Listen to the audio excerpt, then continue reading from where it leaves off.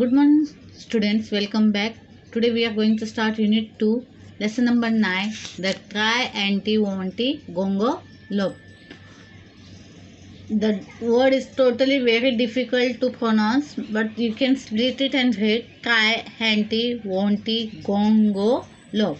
Okay, there's a very funny insect that you do not often spy, and it isn't quite a spider and it isn't quite a fly. It is something like a beetle and a little like a bee, but nothing like a woolly grub that climbs upon a tree. Its name is quite a hard one, but you will learn it soon. I hope so. Try. Try, Hanty, Wonty, Gongo, Love. It lives on weeds and wattle gum and has a funny face. Its appetite is hearty and its manners is disgrace. When first you come upon it, it will give you quite a scare. But when you look for it again, you find it isn't there. And unless you call it softly, it will stay away and more. So try Hanty Wanty Gongo Love. It trembles if you tickle it or tread upon its toe. It is not an early riser, but it has a snubby nose. If you sneer at it or scold it, it will scuttle off in shame, but it furs and furs quite proudly if you call it by its name, and offer it some sandwiches of sealing wax and soap. So try Hanty Wanty Gongo Love. But of course you haven't seen it, and I truthfully confess that I haven't seen it either, and I don't know its address. For there isn't such an insect, though there really might have been if the trees and the grass were purple and the sky was bottle green.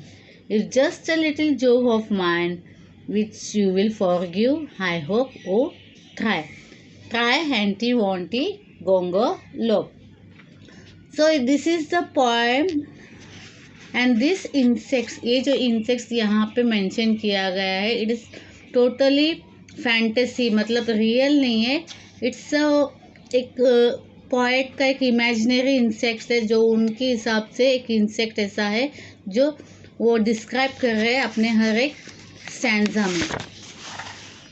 Let's see again first stanza. There is a very funny insect that you do not often spy. बोलते एक ये है funny insect है जो आपने कभी देखा नहीं होगा. And it isn't quite a spider and it isn't quite a fly. मतलब ना तो वो स्पाइडर की तरह दिखता है, ना ही कोई मक्खी की तरह दिखता है.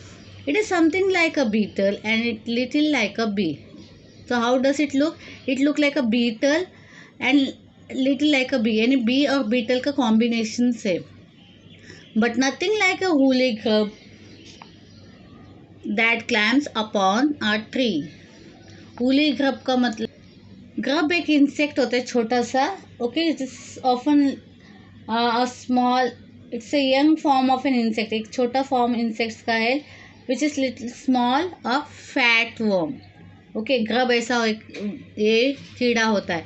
एंड वेटल गम एक गम होता है, एक पेड़ से एक स्पेसिफिक टाइप का एक ट्री रहता है जिसमें से आपको रेडिश एक टीयर्स और लम्स उसमें नज़र आते हैं और उसमें से गम्स निकल आते हैं. तो they are talking about that. It isn't it. Its name is quite a hard one, but you will learn it soon. I hope so. Try Anti Wanty Gongolap. So what the poet is saying, the name of that insect is very difficult to be pronounced, but you can try saying it. Try Anti Wanty Gongolap. In the second stanza, see, it lives on the weeds and wattle gum and has funny face. Now what is saying? It lives जो कीड़े की बात वो point कर रहे हैं, वो बोलते वो रहता है कछुआ में. मतलब वीड्स मीन्स जहाँ पेड़ पौधे की सब पत्तियाँ वगैरह गिर जाती है नीचे की तरफ, they are called as weeds. तो इट लिव्स ऑन वीड्स, जो नीचे पत्ते वगैरह रहते हैं उसके उधर रहता है. And the wattle gum is of that, वही मैं बता रही जो गम ट्री से बाहर आती है उसको, एंड ऐसे फनी फेस, और उसका चेहरा कैसा है, बहुत ही funny. See this how it is shown in this picture. Its appetite is hearty and its manner is disgrace. तो एपिटाइट मतलब उसका जो डाइजेस्ट करना का जो ये है वो बहुत ही अच्छा है, means it's whatever it's twist, और उसको काफ़ी अच्छा डाइजेशन होता है। So it is the point is saying its appetite's is hearty and its manners are disgrace. उसके जो मैनर्स है वो बहुत ही अजीबो गरीब है, जो किसी को पसंद नहीं आता है। When first you come upon it, it will give you quite a scare। यानी जब पहली बार आप उस कीड़ों को देखोगे तो वो आपको डरा देगा। स्कैर मतलब डराना। तो पहली बार जब आप उस कीड़े को देखोगे तो you will be quite scare, but when you look for it again you find it isn't there. पर जब आप फिर से उसे देखना चाहोगे तब आपको वो नज़र नहीं आएगा। And unless you call it softly it will stay away and mock. तो बोलते हैं जब तक आप उसको अच्छी तरह से प्यार से नहीं बुलाते हैं it won't come, it will stay away and मोप। मोप का मतलब है स्पेंडिंग टाइम डूइंग नथिंग, कुछ नहीं, यही अपने ऐसे अपने धुन में अलग ही रहेगा। And feeling very sorry for yourself. In the third stanza, it trembles if you tickle it and tread upon its toe. Tickle मतलब गुदगुली करते हैं। जब आप लोग गुदगुली करते हैं तो आपका बॉडी शेक करता है, आप हंसने लगते हैं। ओके, तो what happens, it trembles if you tickle. अगर आप उसको गुदगुली करने जाओ तो वो it also trembles and tread upon its toes. Toes को वो एकदम ए करता है, बेंड करे। It is not an early riser but it is a snubby snooze. बोलते हैं अर्ली राइजर मतलब वो जल्दी उठने जैसा एक कीड़ा नहीं है। It is snobby snows means it is short fat and it is very short fat रहेगा तो लेजी, थोड़ा बस लेजी होते हैं सब चीज़ें। तो किस भी करेगा तो वो जल्दी फटाक से रिएक्ट नहीं करता या ना ही अपनी जगह से उठता है, because it is snobby, it ऐसे snobby nose. If you sneer at it or scold it it will scuttle off in shame. अगर आप उसको डांटते हो या एक अनप्लेजेंट सा लुक देते हो, जब कोई कीड़ा देखते हैं तो आप कैसे रिएक्ट करते, ई द रिएक्शन इज दैट ई। तो ऐसा कुछ लुक देते हो या आप स्कोल्ड करते हो मतलब डांटते हो, तो इट्स कटल मीन्स वो जल्दी से भाग जाता है वहाँ से शर्म के मारे, off in shame. But it purrs and purrs quite proudly if you call it by its name. तो अगर वो बड़े प्यार से करेगा तो it will purrs and purrs quite proudly मतलब बड़ी खुशी से शान से ये करेगा। And offer it some sandwiches of sealing wax and soap. And offer it some sandwiches of sealing wax. तो अगर आप कोई इसको देते हो तो वो क्या करता है, बहुत खुश होता है। ट्राई हैंटी वॉन्टी गोंगल अप, but of course you haven't seen it and I truthfully confess that I haven't seen it either and I don't know its address.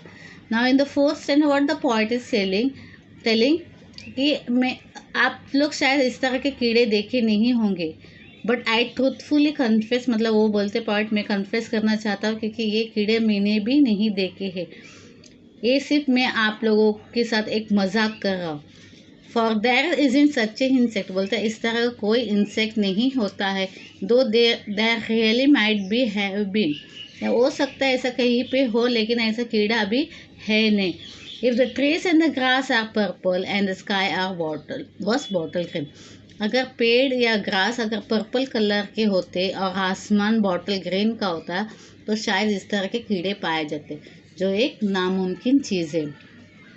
पत्तों के पेड़ के कलर जो होते ग्रीन होते और sky is blue in colour, तो इट्स इम्पॉसिबल। तो ऐसा एक इंसेक्ट भी होना इम्पॉसिबल है, because it is totally a point का इमेजिनरी है, जैसे वो सोचते कि इमेजिनेशन दिए है कि इस तरह का कोई कीड़ा है और उसके बारे में वो डिस्क्राइब करते हैं कि वो कैसा दिखता है, उसका बिहेवियर कैसा है, उसको क्या पसंद है, what is that is all totally it is fantasy a imaginary poem. It is just like little joke of mine which you will forgive. I hope ओ try। तो बोलते ये सिर्फ मेरा एक मजाक था आप लोगों के साथ, मैं आशा करता हूँ you will forgive मतलब आप मुझे माफ़ करोगे और मैं आशा करता हूँ। ओ try Try Hanty Aunty Gongo Look. C.J. Dennis. The poet name is C.J. Dennis. So it is a imaginary insects which nor the poet has seen nor we any of us seen, because there is nothing like this insect which exists on the earth. ऐसा कोई कीड़ा right ना किसी ने नहीं देखा है. Totally एक इमेजिनरी कीड़ा है जिसके बारे में एक्सप्लेन किया गया है इस पोएम ने पोएट के नज़रिए से. Okay, I hope you understood this lesson. Bye, see you in the next lecture.